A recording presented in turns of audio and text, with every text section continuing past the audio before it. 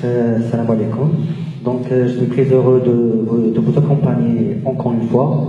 Donc, aujourd'hui, on va voir une pathologie qui me paraît très importante, vu sa fréquence et sa gravité, et le syndrome coronarien aigu. Donc, et je commence à ma gauche avec Amin, notre futur cardiologue, Inch'Allah. Donc, quelle est la définition du syndrome coronarien aigu et quelles sont les deux entités? Merci. Alors, je vous remercie, cher ami Mohamed Noumeiri. Alors, le syndrome coronarien aigu, c'est l'urgence des urgences cardiologiques. Alors, comme on sait que pendant la progression, pendant l'âge, avec les facteurs de risque cardiovasculaire, les artères coronaires ils deviennent touchées avec la pathologie athéromatoseuse. Alors, cette plaque d'athérome sur l'artère coronaire, il a deux schémas. Soit il va s'ulcérer et obstruire l'artère coronaire complètement, ou il va, ici on va parler du thrombus qui est rouge.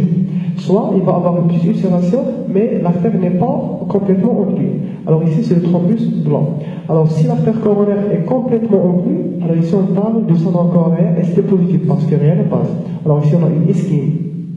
Si on a une plaque d'athérome qui va s'ulcérer ou se fissurer et un thrombus blanc qui va se compléter à sa surface, ici on va parler du syndrome coronarien ST-, parce que l'artère il y a quelque chose qui passe, mais elle n'est pas complètement en use. Alors deux entités, le syndrome coronarien ST positif où on parle de l'infarctus du myocarde et le syndrome coronarien ST- et qui regroupe les deux entités que par avant, l'angor instable ou le syndrome coronarien avec absence de ventricule. Il n'y a pas de ventricule. Alors deux entités, mais maintenant on parle de deux entités, le syndrome coronarien ST+, le syndrome coronarien ST-. Donc je te remercie Amin. Maintenant j'enchaîne avec l'interrogatoire avec Mohamed. Quels sont les objectifs de l'interrogatoire? Donc l'interrogatoire elle a toute sa place devant la douleur thoracique. Donc c'est en détaillant les caractéristiques de la douleur thoracique, donc tout d'abord qu'on va s'orienter sur le diagnostic du syndrome coronarien aigu. Donc pour le syndrome coronarien aigu, la douleur est typiquement rétro-sternale. Donc c'est une douleur en bas, de type constriction, de type pesanteur ou parfois même de type brûlure, donc qui irradie vers la mâchoire, qui irradie vers le cou, vers les deux membres supérieurs, donc gauche, surtout les deux membres supérieurs, surtout le membre gauche, et c'est une douleur qui est prolongée, donc supérieure à 30 minutes, et c'est une douleur qui est régressive à l'administration de la trinitrine. Donc on doit également chercher devant la douleur devant une douleur thoracique pour s'orienter vers le syndrome coronarien aigu, les facteurs de risque cardiovasculaire. Donc ils sont l'âge, le sexe, la sédentarité, le tabac, l'HTA, le diabète, l'hypercholestérolémie et la sédentarité et également on doit chercher l'heure d'apparition de la douleur. Donc c'est un élément critique parce qu'il va décider de notre conduite thérapeutique par la suite. On doit également chercher les antécédents coronariens, les antécédents de thrombolyse. Et par la suite on peut être amené à détailler les contre-indications de la thrombolyse. Si jamais on décide de thromboliser le patient. Et également, on doit chercher, à côté de la douleur thoracique, les signes associés. Donc, ce sont les vomissements, les signes sympathiques. Donc, les nausées, les vomissements, les sueurs, et sensation de la mort imminente. Donc, voilà. Donc, je te remercie, Mohamed. Maintenant, je passe à Simone. Donc, les objectifs de l'examen clinique et quels sont les examens paracliniques à demander pour poser le diagnostic du syndrome coronarien aigu? En fait, le syndrome coronarien aigu s'accompagne d'un examen clinique qui est pauvre, mais on pourra rechercher des signes qui peuvent orienter vers les diagnostics différentiels, à savoir décrits dans le mot-pied. Donc l'examen clinique va surtout chercher les complications précoces d'IPM, à savoir l'insuffisance mitrale et l'insuffisance ventriculaire gauche, bien sûr, et l'insuffisance ventriculaire droite qui est plus grave. Puis les examens cliniques à demander, c'est surtout le CG. Et si le CG ne permet pas de conclure, on pourra demander d'autres examens, par exemple les dosages enzymatiques, à savoir la troponine. Je te remercie, Simone. Donc, c'est Mohamed, quels sont les signes électriques à l'ECG, que ce soit pour le syndrome coronarien ST+, ou ST-.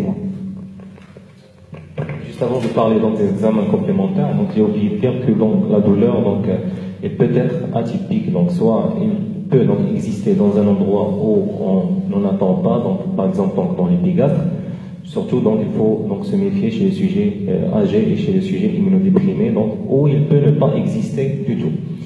Donc, pour les examens paracliniques, donc, c'est surtout donc, le CG. Donc, il faut noter que donc, le diagnostic du syndrome coronarien aigu, donc, c'est un donc, ST positif, donc, il est clinique et électrique. Donc, c'est la clinique, donc, la douleur typique du syndrome coronarien aigu, avec donc, le CG. Donc, à l'ECG, on cherche certains signes. Donc, il y a donc, la succession de 4 phases. Donc, à la phase aiguë, donc, on a tout d'abord l'apparition d'ondes de T qui sont amples et symétriques.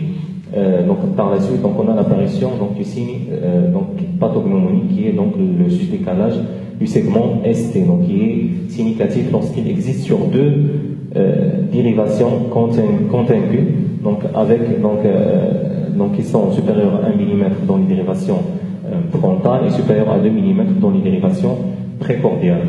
Donc, par la suite, donc, on a, donc, c'est un donc, sus-décalage qui englobe l'onde de T, donc, pour le différencier du sus-décalage de la péricardite. Donc, puis, donc, la troisième phase, donc, on a l'apparition de l'onde de nécrose. Donc, il y a l'apparition tardive et elle est donc, le plus souvent définitive.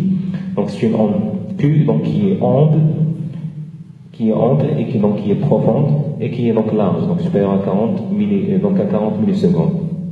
Et donc la dernière phase, donc c'est l'inversion donc des ondes de T qui deviennent négatives. Donc il faut aussi noter donc que le syndrome coronarien aigu peut se révéler donc par un bloc de branche gauche récent.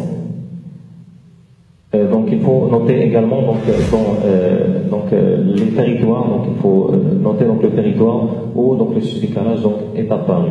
Il faut noter donc que parfois donc, on n'a que 12 dérivations dans les urgences. Donc il y a une astuce à faire. Donc c'est de déplacer donc les électrodes donc vers deux ECG. Donc et déplacer donc les électrodes à droite. Déplacer les électrodes à droite pour avoir une dérivation droite. Donc comme ça on tient donc un ECG à 18 dérivations, donc juste par les 12 dérivations qu'on a.